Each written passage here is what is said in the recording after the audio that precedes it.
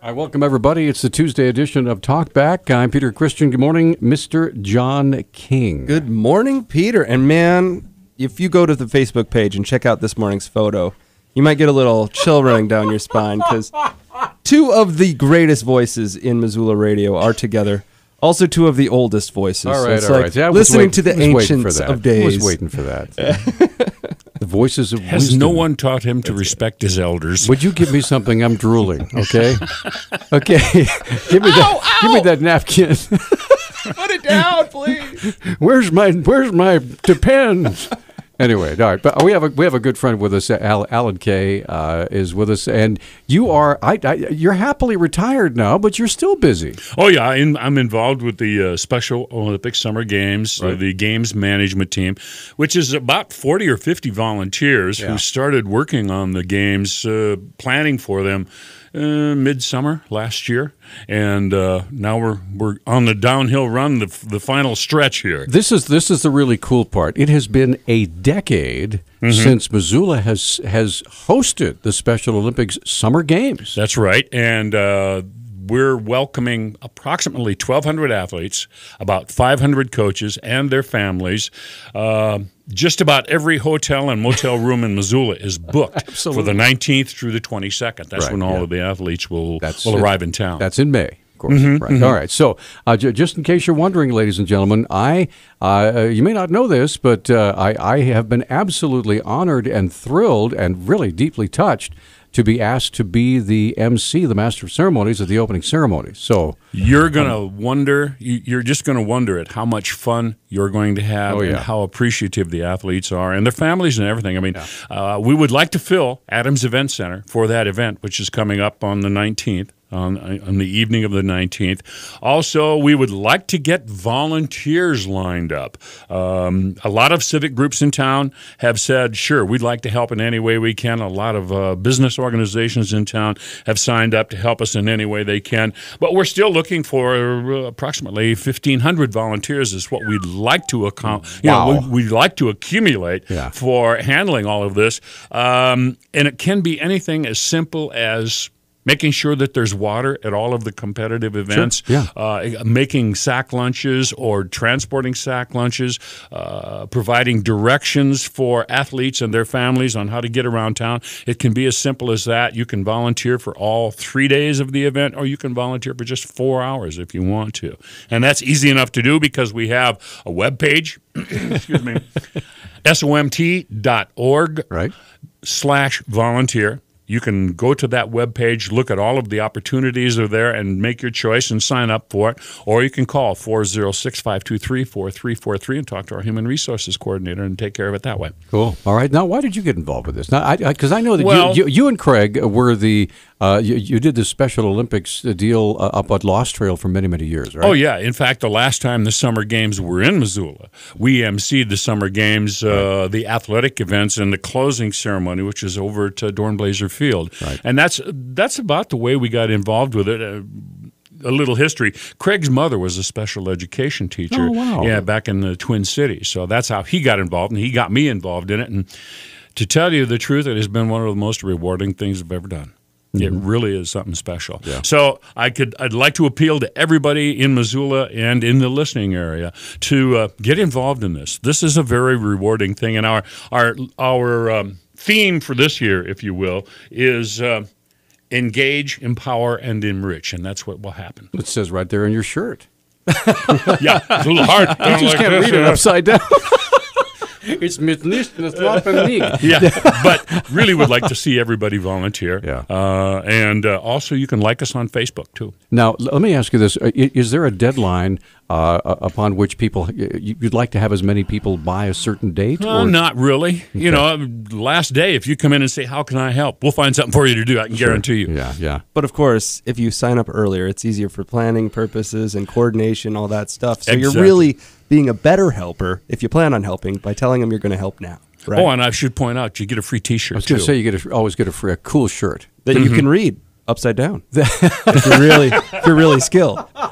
So I wanted to tell, too, since you had mentioned the website and the phone number, if you can't remember what you hear on the radio, it is up on our Facebook page there in permanent digital ink for you to check out whenever you get a chance, when you get home and you're driving your car or whatever. So. And thanks for doing that. Really do appreciate it. I should also thank our two primary sponsors, the Dennis and Phyllis Washington Foundation and First Interstate Bank. And a shout out to First Security Bank. You've noticed one of the billboards for the Special Olympic Summer Games is right around Stevensville, and there are several more coming up here in Missoula. In fact, there's one on North Reserve right now, and those are sponsored by First Security Bank. So thanks to them. You had mentioned a few minutes ago that this was one of the most touching things, most moving things for you in your experience as a radio, and you've done a lot as a radio DJ in Missoula. We won't talk about how old you are right now, but I wanted to get from you what are some of these touches, some of these personal experiences that really touch the heart spot here. I suppose developing friendships with some of these athletes that they come up to you and see you every year at one of these events, and they say hi and they give you a big hug, and they just enjoy life so much, and to see and to be able to play a role in that, I think is probably the most rewarding. As far as there's Hillary and Coulter, whom that's a couple that you'll see walking around town quite a bit. Right. They both have jobs, and Coulter will tell you his story about how Special Olympics brought him out of a very closed life and made him an open kind of person, and how he enjoys what he does now.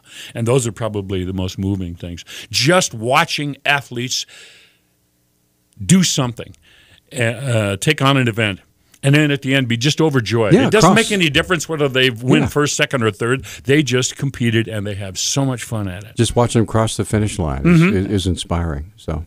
And there's lots of athletic events that you can participate in. Bocce, there's a lot of field and track events, bicycling, bowling, equestrian. Gymnastics, swimming, Yep. The whole bit. It's amazing. Powerlifting. Powerlifting. Absolutely. You got to watch some of these people. I mean, they get psyched up for it. It's so much fun. You know, if we have enough people turn out, maybe Krakauer will write another book about Missoula. Yeah, maybe it'll have a better spin. A good book this time. When the whole town turned out to help the Special Olympics. Yeah, absolutely. Have a great day. All right.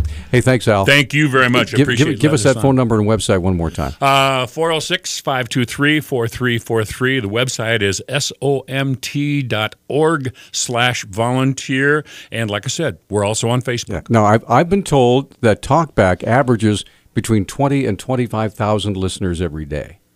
So if that's true, we just need 10% of you. Yeah. The more the merrier, and you don't get what you don't ask for. Yeah, absolutely. And I have a really good story to tell our Talkback listeners when we come back from the break about how willing they are to pitch in. Well, we'll get to that. Yeah, we after will. This. Absolutely. Al, thanks guys. Thanks for coming in. It. Appreciate it. 721-1290 is our number, 1-800-568-5309. We're anticipating a call from local attorney Josh Van Der Wettering here sometime this half hour. We're hoping that he will give us a call. We'll be right back with more of Talkback coming right up. Hey, we're back on Talkback. 721-1290 is our number, 1-800-568-5309. Did you want to relate that story I now? did want to tell our listeners real quick. A couple of days ago, we had a show we were featuring. Sorry, heard some phantom music there in the background. We were featuring a guest. We were talking about adoption and kids in the foster care system here in Missoula and across the state of Montana, and bringing up the fact that we have more than double the amount of kids that need a home in relation to the number of homes available. And after that show, their phone lines were ringing off the hook. That's awesome. Apparently, they've been going nonstop, getting phone calls from all over the state, not just Missoula, because the little blog that I wrote about the day was shared over the internet, and it's just really great to see a turnout like that, not only from our listeners but from Montana in general, to come out and help those kids. And just in case you're wondering, Talkback is not just a Missoula show. We also, when we do the show, we post it online, all the audio for each show, and it goes online, and it's available to anybody, anywhere in the whole wide world, anytime. So that's one of the reasons why shows become so popular. So. Let's go back to the phones, and there's been a very big news item that hit yesterday afternoon regarding the former public information officer for the Sheriff's Department and a former deputy, Paige Pavalone, who I worked with. I thought she did a fantastic job as public information officer, and when Sheriff T.J. McDermott was elected, he He chose, because there are a limited number of sworn deputies, he wanted to have a civilian in that job, and so returned Ms. Pavalone back to her deputy status. And so, but we found out yesterday, there was a news release that she had been let go, and she had been fired for evidently. There was a prepared statement. Of course, you probably heard the news if you listened to our Montana Morning program. But Josh Van de Wettering is on the phone with us right now, and he is Paige Pavalone's attorney. So first of all, Josh, thanks for being with us this morning. Happy to. All right. Now, what can you tell us about this situation? I know that if you looked at all at the sheriff's race over the last year and a half or so, it was just one thing after another coming to the forefront of the news. There was almost a story a day or a story a week to do with that election. Now the election's done. There's a new administration in place. They're trying to move forward, trying to set new parameters, new goals and visions for the department. And then this happens. So and you represent Ms. Pavalone. So when you heard this news yesterday, what was your reaction? Well, I was appalled that the sheriff's office would release a press release, in fact, go out of their way to say that Paige has been fired when we haven't even had an opportunity yet to answer the allegations through the proper union grievance procedures, let alone file any kind of response. In fact, I haven't even seen all the evidence that they supposedly are basing this firing on. So the press release in itself is a violation of Paige's constitutional right to privacy in her personnel records. And her very firing, in fact, is improper. She denies these allegations. We deny every one of them in every way.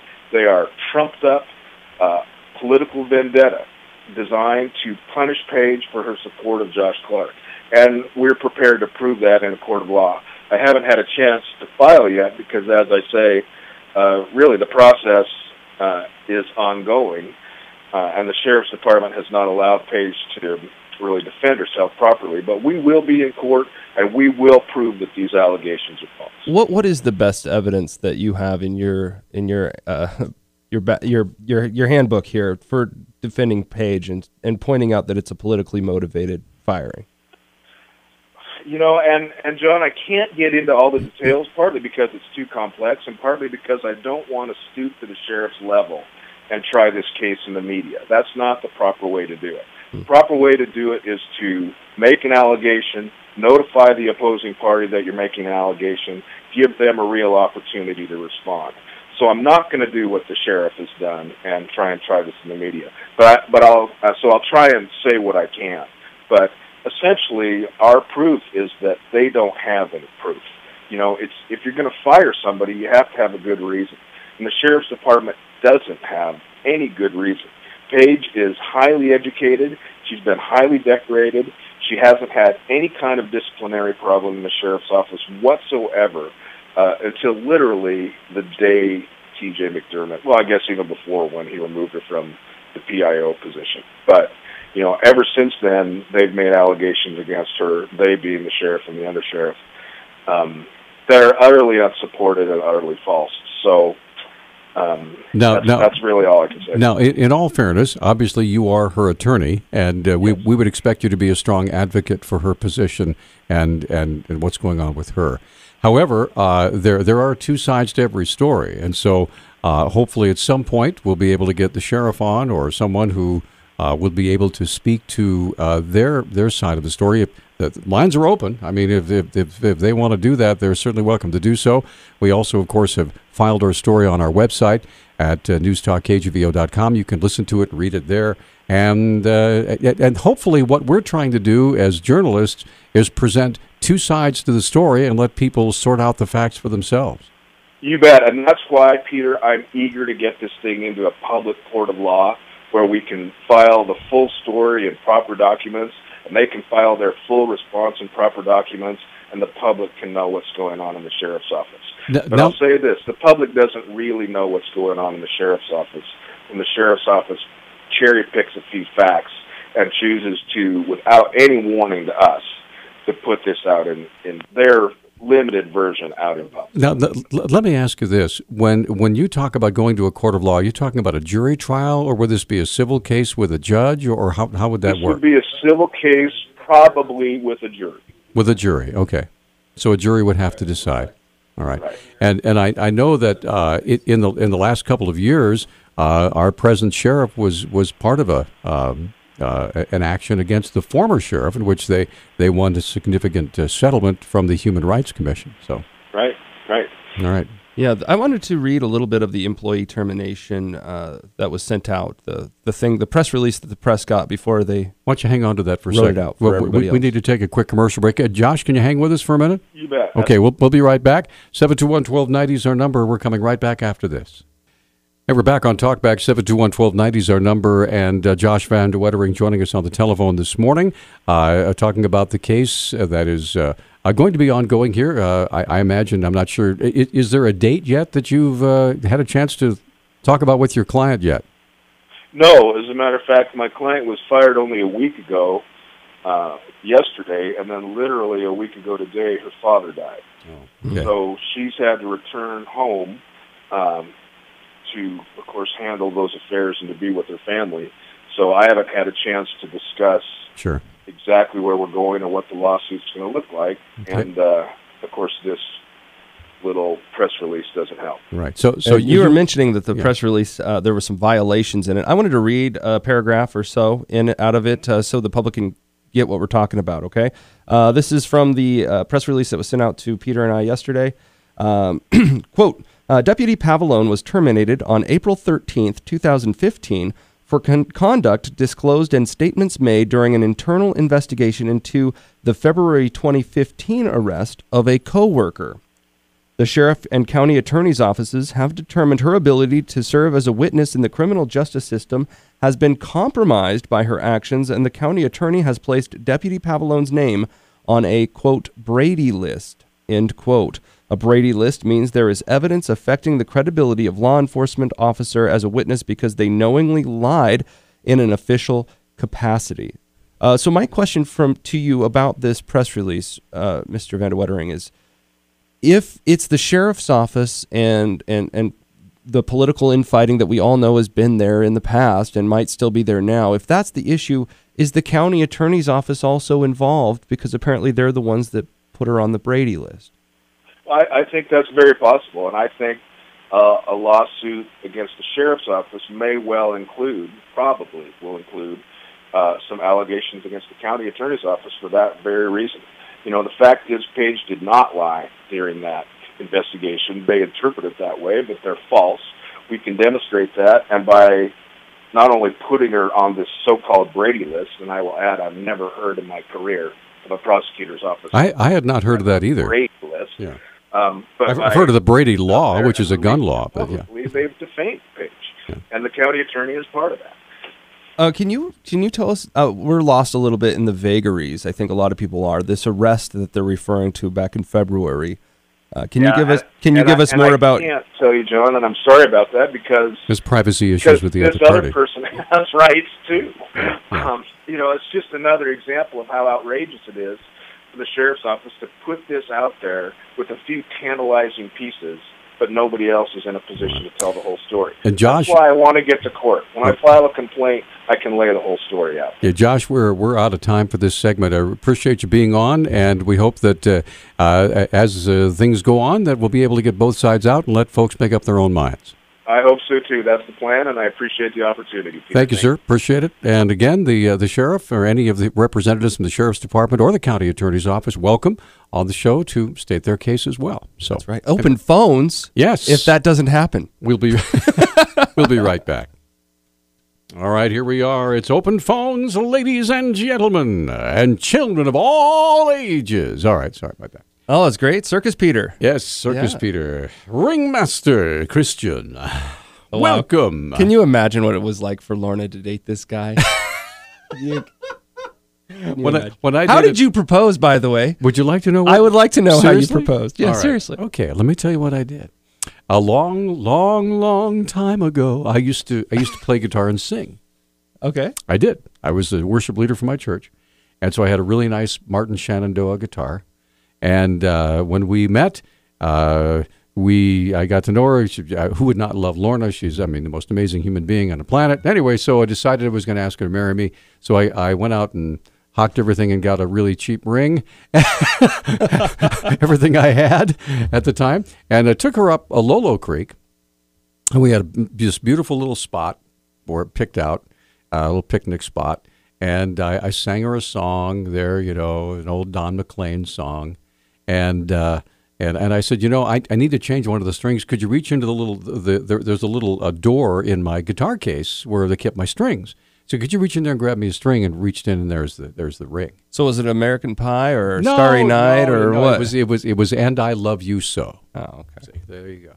Well, so that's how I proposed. And as when I got done singing, she says, Peter, I'll do anything as long as you just stop singing.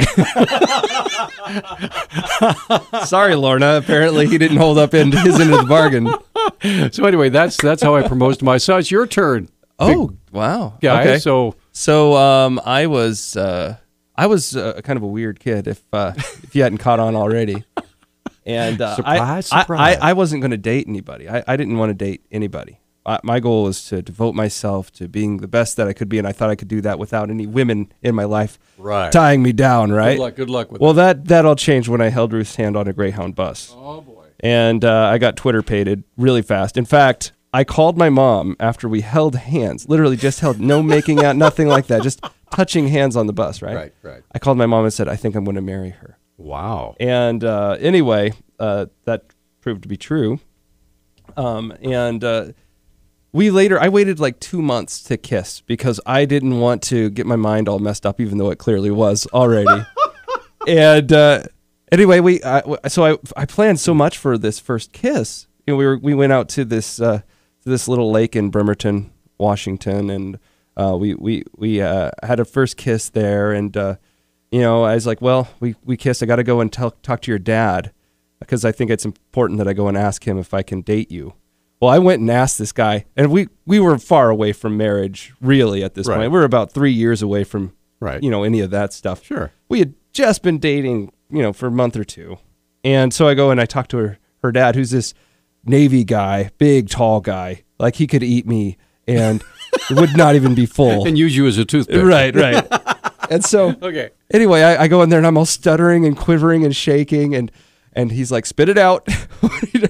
And he thought, that I was asking for her hand in marriage, right? And, right. I said, I just want to date her. And he's like, okay. It was cool. Anyway, about, another year after that, wow. I took Ruth out to the same place where we had our first kiss. Right. And did the whole bend down on one knee thing. And she was totally swayed by my apparent persuasion skills to see the truth and the light of how horrible I would be, and decided to pick me up. And that's the road we've been on. So she saved you. Yeah, she's all right. Did. All right. And of course, what in the world brought you to Missoula? I know your folks live here. Yeah, we live here. So, well, we traveled quite a bit. After you were in Japan, we were in Washington and Japan and all around, and Idaho, and man, Montana's just the awesomest place to live and raise kids. There's lots of places where you can make better money and things like that. Really? Yeah. There is? There is.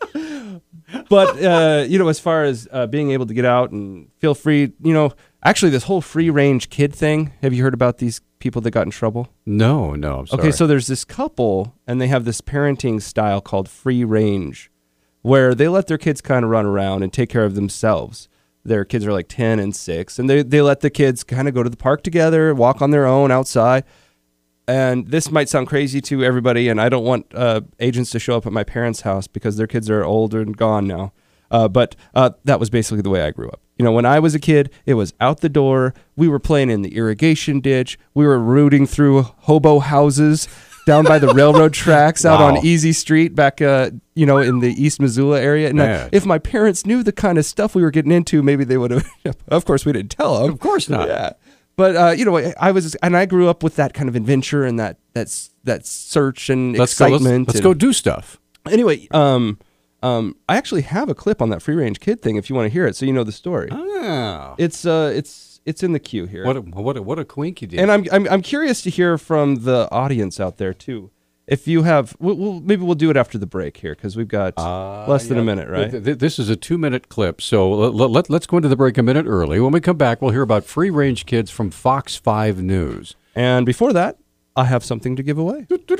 All it takes is a phone call. 721-1290 is our number. Coffee and toast. We've got coffee and toast from the Garden City Garden Supply to give away. That's out there by the Eastgate Shopping Center at 1000 East Broadway. Rocket Coffee. Rocket Coffee. So we're going to do the first caller? First caller, 721-1290. Don't have to do anything to win. Don't have to answer a question or anything. Just call. We'll be right back. Give us Easy a done. call. First caller wins right now.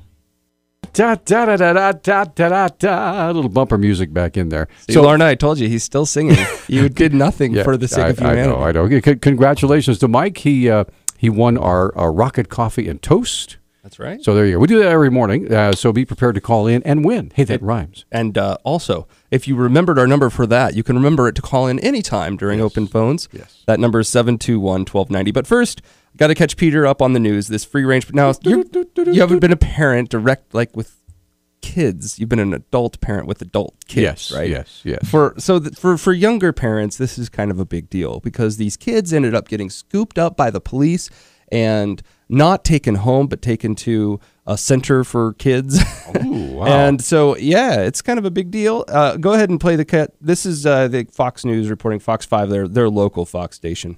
Free-range kid. Well, the Métis family of Silver Springs say they don't want to change their free-range parenting style, but for now they are going to have to after once again becoming the subject of a Child Protective Services investigation. All the while, Montgomery County Police came out and say today that their officer acted because of a clear and present concern about the safety of those children. In the officer's words, a homeless man that was eyeing the children as they were walking all alone. Is it good policing or the nanny state at work? These so-called free-range kids are again the subject of controversy, but this time neighbors have questions about how police responded. Oh, really? Come on. This happened Sunday around 5. Somebody called the Montgomery County Police. Why?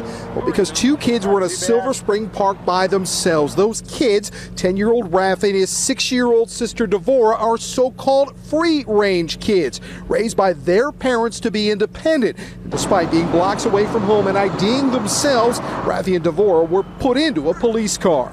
After sitting in the car for 2.5 hours, he said, okay, I'm going to bring you home. And instead, he brought us here. Here is the Child Protective Services in Rockville, where the children were taken by police before their parents were allowed to take them home. And they said, they just said, we decided that it was the safety of the children was back. The parents, Danielle and Alexander Métis, both said that the kids were supposed to be home by 6, and it wasn't until 8 that police contacted them. In March, the Métis were found responsible for unsubstantiated child neglect for letting their children walk around town together. They made us sign a safety plan that says that we will not leave them unattended at all until they will follow up. Did your officer follow procedure? He sure did. Captain Paul Starks of the Montgomery County Police Department says their officer saw a homeless man, quote, eyeing the children. While the parents say the kid should have been driven home, the law says that can happen until Child Protective Services determine it is safe to return those children to the parents. All right. So there you go. All right. So what do you think? Now, see, being older than you, okay, before the nanny state came into being, I was raised basically on 2 Marine bases, Cherry Point and Camp Lejeune, in both in North Carolina. We lived in Havelock, North Carolina. We lived in Jacksonville, North Carolina. Okay, the home cities of both those bases. My mom, who was she was a DI sergeant in the Marine Corps before she had us, right? And my dad was an officer. He was a lieutenant, eventually retired as a lieutenant colonel. So we lived in various places. One of them was called Dog Patch. All right, when my dad was an enlisted man.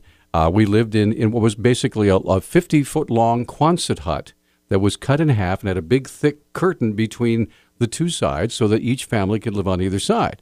And at 8 o'clock in the morning during the summer, my mom would basically kick my brother and I, who was 3 years older than me, out the door and say, get on your bikes, go play, go have fun, go have adventures, whatever you're going to do. And I don't want to see you till lunch. And then when it was time to come home, this is absolutely no joke. My mom had this something she called the moose horn. It was like a long curved antler thing that was shaped into a horn. A shofar? Yeah, and she would go out and,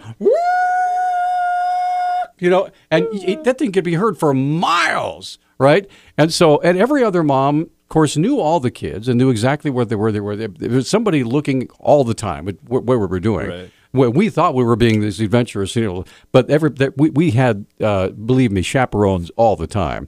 And as soon as we heard that horn, back home we'd come. And it was a pretty cool way to grow up. So how old were you when you started going out on your own? Oh, gosh.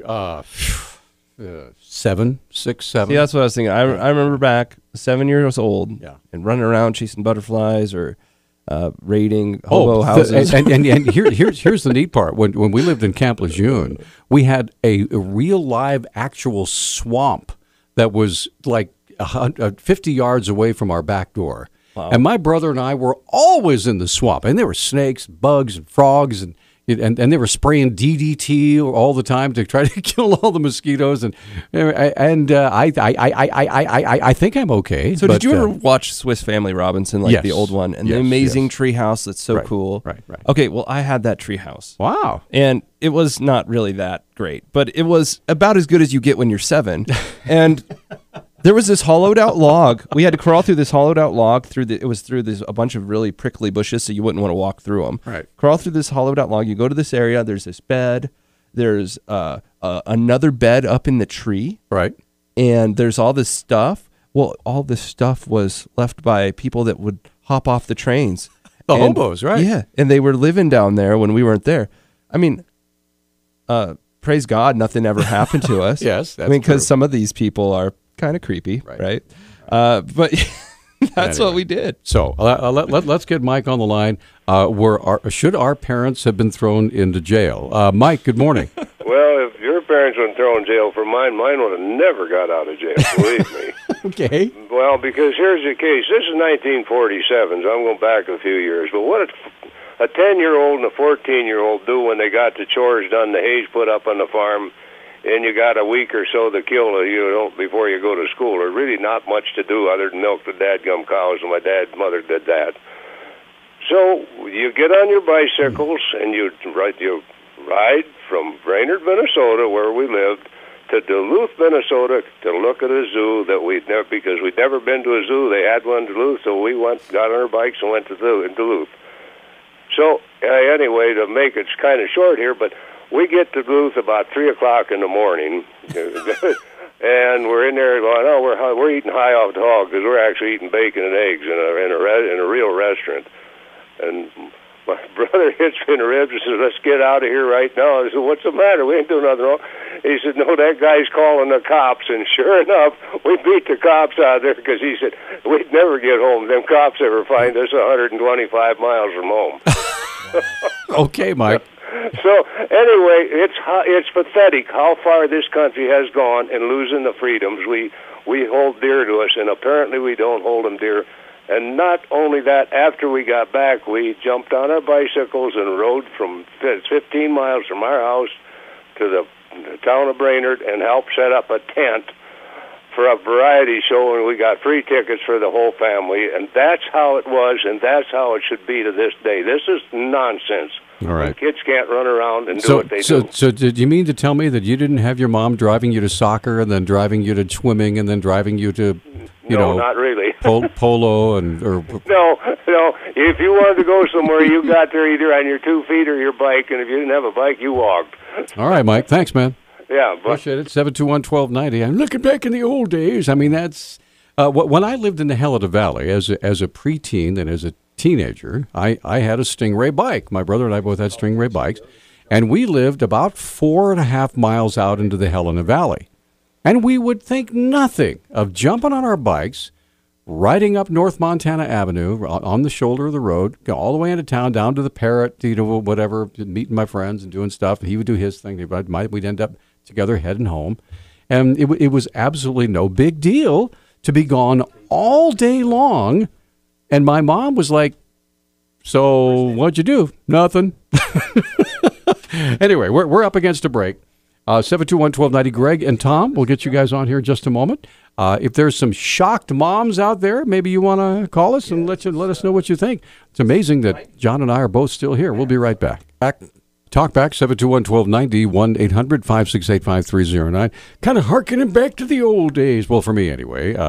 Not quite so old for you. Well, even my age. I mean, I'm 33, but kids were running around, without direct parenting at my age, 33 or 20 years ago. Where's my child? Okay, let's get Greg on the line. Greg, good morning. You're on Talkback. Hi. Good morning. Talking about your kids being sane but not sane. Okay. My butter bar came in and said the colonel wanted to see you, and I'm at Pendleton, and the colonel called me in and he said, our girls play together. And I said, yeah, they think they do. Well, they're going to the beach.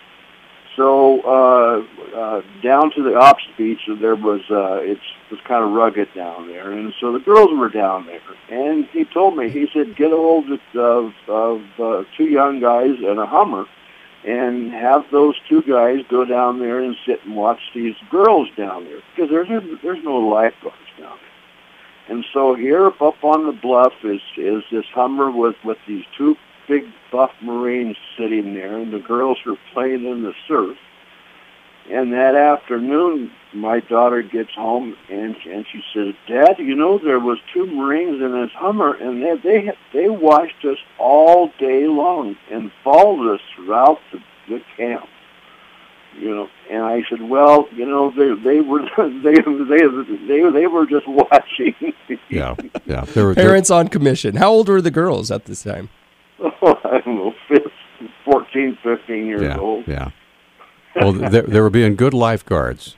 Yes, they were. All right. Thanks for the call, sir. Appreciate that. Matt, good morning. You're on Talkback. Hi. Yeah, not quite as old as you, Pete, but let's put it this way. No one is, Matt. Yeah, well, Cute. I wasn't, I'm not old as in dirt like Peter, but it was still under warranty when I was born.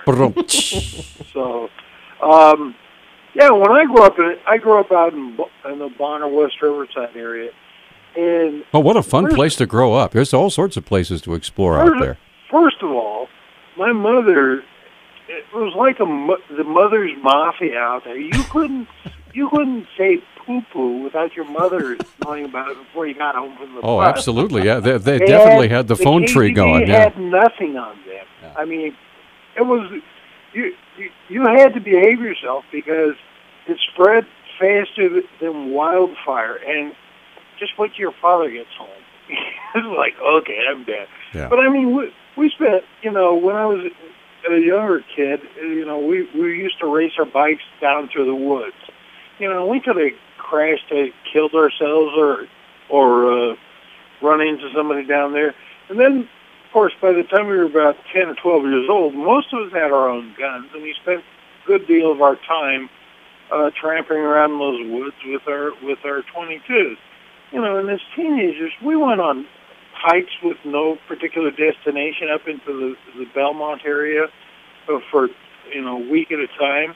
And, in our teenage years, we'd go off on trips with rather poorly defined trips with our own logistical planning for like 2 weeks into the Mission Mountains up to the Jim Lakes. And you know what? We never thought anything of it because we had common sense, which apparently doesn't. Because nobody had convinced you that it's supposedly dangerous to do that kind of stuff. Well, like one time my mom was saying, oh, you kids, we used to worry about you. And my dad's just like, well, I didn't worry about them too much. They were pretty well armed, Feel sorry for anybody who messes with them. All right. Hey, listen, Matt, we're up against a break. Thanks for the call, man. You bet. Appreciate it. 721-1290 is our number. And one final quick deal. I remember once I was feeling a little peaked, a little tired, and I had baseball practice, right? And the ball field's a mile or so away. And so I went, would you mind giving me a ride to baseball practice? You looked at me like I had two heads. She says, "What's wrong with your legs? You got a bike there. I'm busy. Just get on your bike and ride over there and have. So if I give you a ride, does that mean I have to come get you too? Is that the deal? I mean, you think I was put on this earth to give you rides places? I mean, it was. It's like, wow. Okay, well, thanks, Mom. So, but I'm glad she did what she did. Anyway, we're going to come right back. 721-1290. We have lots of other things we can talk about. I'm sure that John has come up with all sorts of wonderful things. But if there's something on your mind this morning, 721-1290, it's open phones for the next half hour.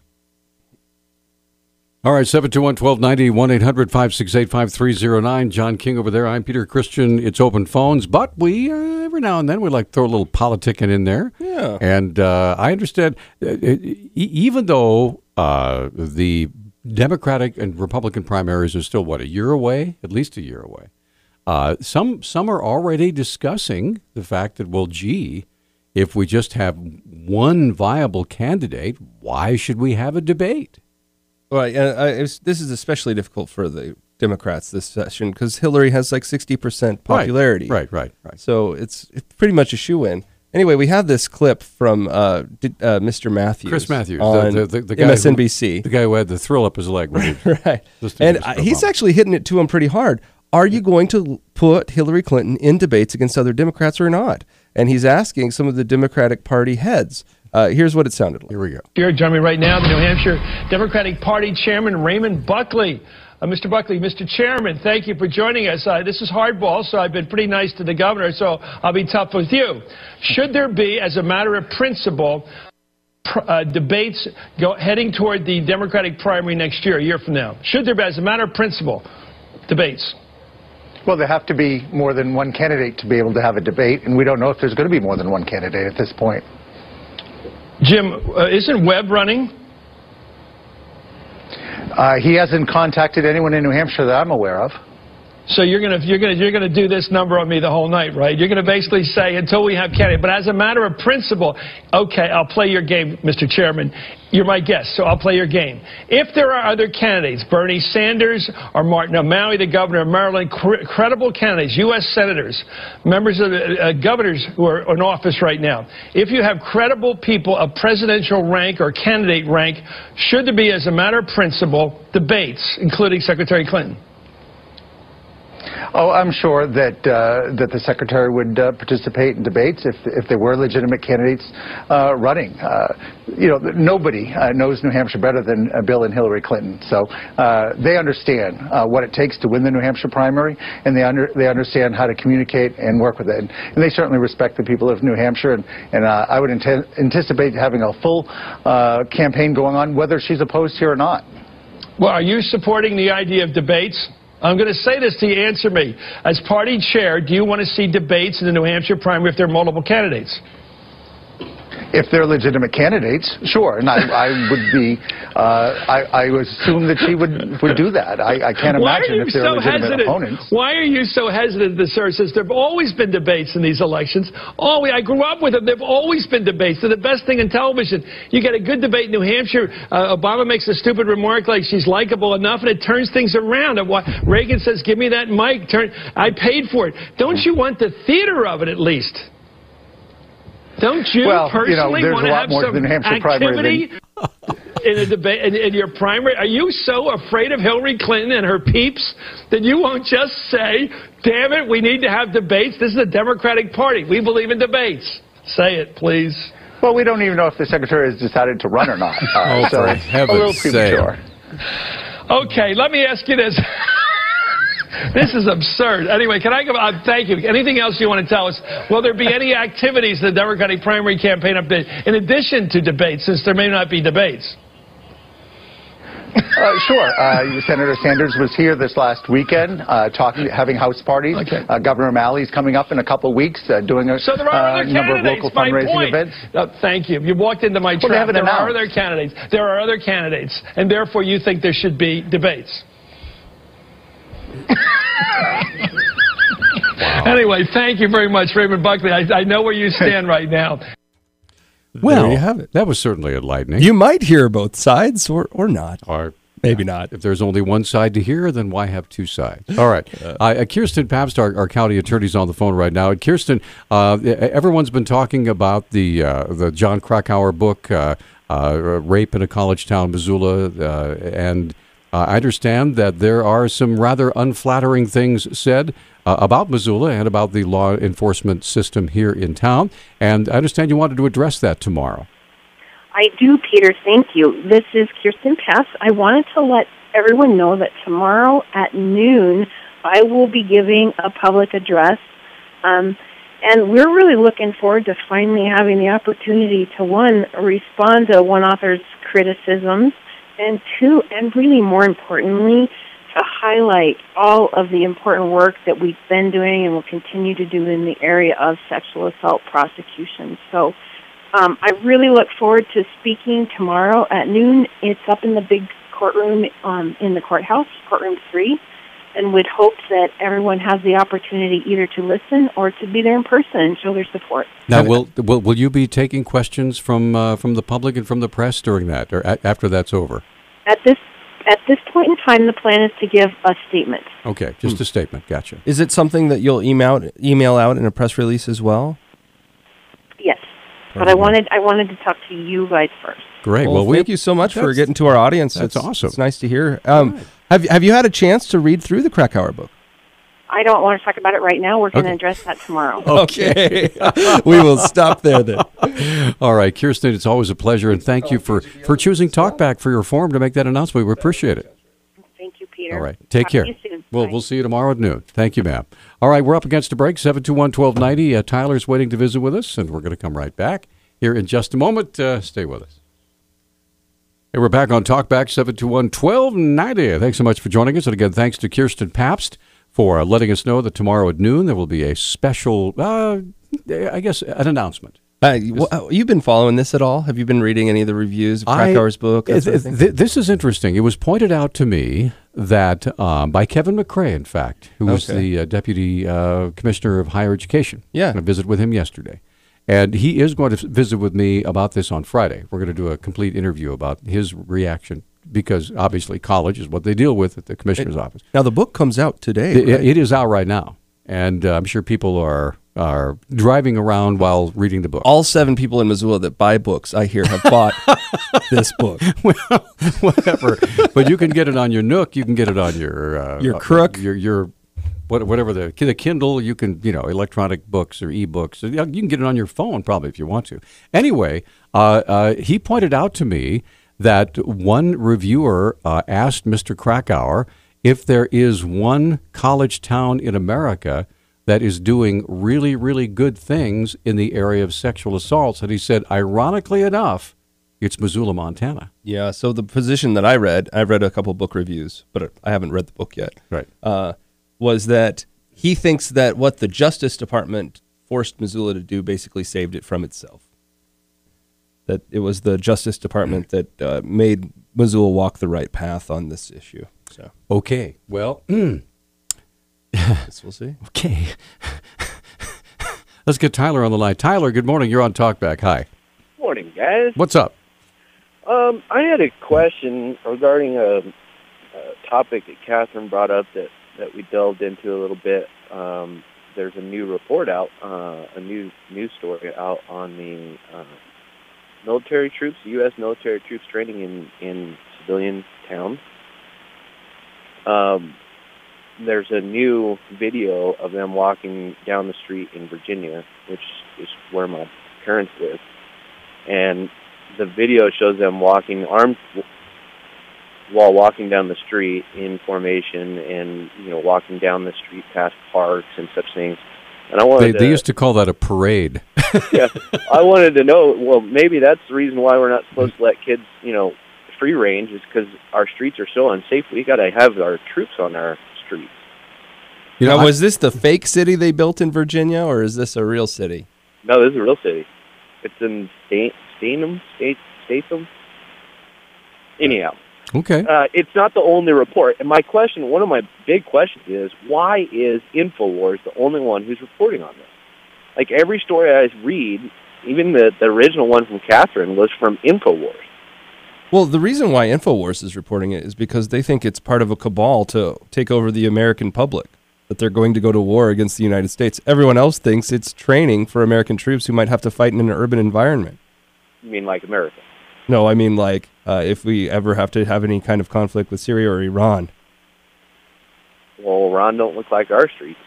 Well, they have buildings. A street is a street. I realize that probably in Iran they don't have a Dairy Queen on every corner, right. But I mean, most of the world has buildings that are relatively similar. They have doors and windows. They're hard to access from the outside unless you go through a door. Doors, windows, roofs, all sorts of things like that.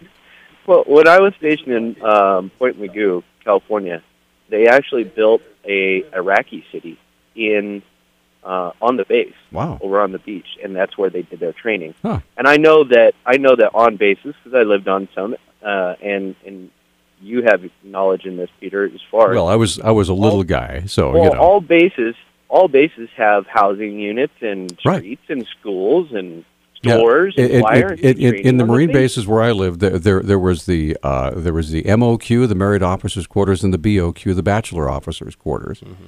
And of course, then they had the married civilian, the enlisted men had different apartments, things like that. And again, we lived in a Quonset hut called a dog patch. So well, and of course, there's always the chance that you have to chase down Tsarnaev brothers or some other evil entity that's living actually at home. Of course, usually you'd use the police to do that, but that's interesting that you actually bring that up. That it's used to be against the law to use military power inside the United States to enforce law enforcement laws. That's laws, I believe it's called posse comitatus, right? Which no longer exists, thanks to President Obama in 2011, getting rid of it when he signed the National Defense Authorization Act. But the United States military is not supposed to be used in America. Period. They shouldn't be training here in American streets. If they want to do that, they need to be training on base. Okay. You think there's I just don't see it. Why is training such a big deal? I could understand, like, if they're trying to enforce the law on American citizens, I could see a problem there, but just having them train, why don't we want them? It's safer to have American troops training in America than to shove them in some desert. I'll give you a perfect example. When American troops train, unless they're on a firing range, they don't carry live rounds. They don't carry. They carry training weapons. Right, and they usually have orange tips, right? These weapons are real. I don't know if they're loaded. I don't know if they're carrying ammunition. We're never going to get to the bottom of that. But I feel something very wrong about what's going on with ISIS crossing the border, with ISIS camps found 8 miles from the border. Like, it almost sounds to me like they're gearing up for a fight here in the United States against anybody. Well, Tyler, it's something worth looking into. We appreciate the call. Thanks. Thank you very much. And Catherine indeed is on the line. We'll get to her. And Eric is also there. We're up against a break. It's a 1-minute timeout. And naturally, we'll have our phones jammed at the end of the show. So we'll get as many calls in as we can. And we'll be right back after this 1-minute timeout. Hey, it's a Tuesday edition of Talkback. It is an absolutely stellar day, and we appreciate you listening and joining us this morning. Catherine, good morning. You're on Talkback. Hi. Good morning. Just for a note for Tyler, Breitbart is following this, and I think it's the huge scope of this that has people's backs up because it goes over 7 states and it's 2 months in duration. Okay. So, which is larger, I believe, than most of the other. Now, what you're talking about is different than the Virginia deal, right? Virginia is not part of those 7 states. Last time. No. Let's see. It's California, Texas, New Mexico, Utah. Let's see. California, Texas, New Mexico, Utah, Arizona, and a couple others that I can't remember does this particular exercise have a name, like Project whatever? It's Jade Helm. Jade Helm. That's the 7-state deal. Okay. Now the one that he was talking about, and this is from InfoWars itself, but other people have talked about it. I noticed something on Huffington Post a couple of weeks ago. Anyway, the U.S. builds a fake city in Virginia to practice military occupation. That's the InfoWars headline. Okay. The U.S. Army has built a 300-acre fake city complete with a sports stadium, bank, school, and an underground subway in order to train for unspecified future combat scenarios. The recently opened site is located in Virginia and was built at the cost of $96 million, taking just 2 years to complete. While the city was ostensibly built to prepare U.S. troops for the occupation of cities abroad, some will undoubtedly fear that the real intention could be closer to home. Although the site includes a mosque, the town looks like an American city in every other way, with signs in English. In fact, that, as Telegraph reports, the subway carriages even carry the same logo as carriages in Washington, D.C., and could suggest that the site was built to double as both a foreign city and a mock domestic town. According to Colonel John Petoskey, I hope I'm saying that right. John, don't come after me with your city rating team. This is the place where we can be creative, where we can come up with solutions for problems that we didn't even know we had yet. This is where we'll look at solutions for the future, material solutions and non-material solutions, anything from how you're going to operate in a subterranean environment to how you dismount a Humvee to avoid an IED strike, end quote. Okay.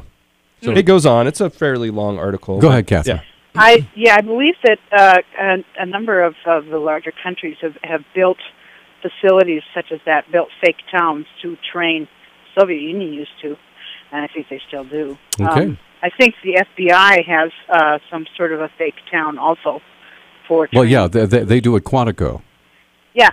So maybe we can use use the Bon Macy's building for something Use the what? good. Maybe we could use that. The old Macy's downtown. It's got to be used for something. Right now, it's basically a pigeon poop receptacle. The building that nobody wants. Yeah. There was one other thing that I wanted to bring up, and I know I sent the link to you guys about Wisconsin.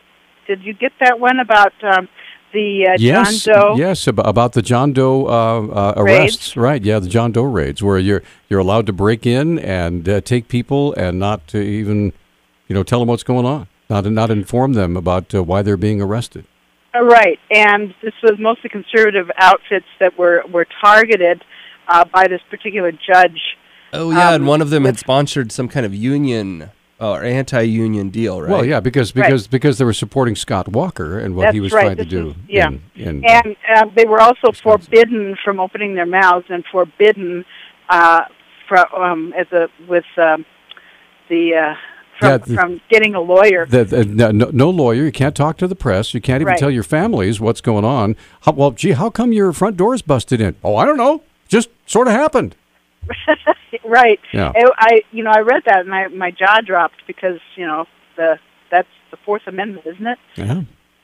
So, yeah. Anyway, right. I just thought I'd bring that up. Thanks for your call, Catherine. Thanks, Catherine. All right, always a pleasure. And Eric, thanks for holding. You're on Talkback. Go ahead, sir. Yeah, this wouldn't be so egregious. There was a Marine Corps questionnaire that was circulating where they asked Marines if they would fire on American citizens. And John, you amaze me. If you listen to Alex Jones at all, he talks about the documents, the military documents that are associated with this. There's the DHS report that came down to the MIAC Information Analysis Center in Missouri, where Americans are called who believe in things like Ron Paul, Christians, anti-abortionists, Second Amendment proponents are all labeled right-wing extremists. This isn't just a 7-state thing. They've added 5 states to it, this Jade Helm. And I was wondering, John, where you went to your Alinskyite training. Right here. Live. Anyway, this is the blind guy signing off. All right. Okay, you have a good one.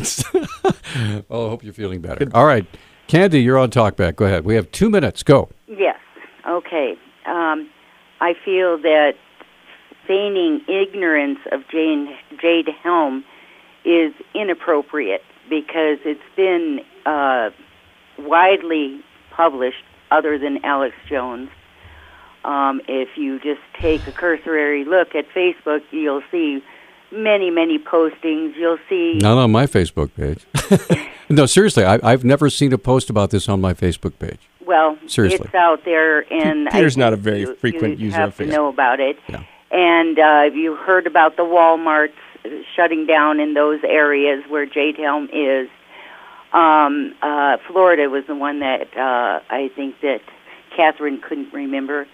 And I think that it's time for people to get really real with things, because things are happening in this country that are truly happening.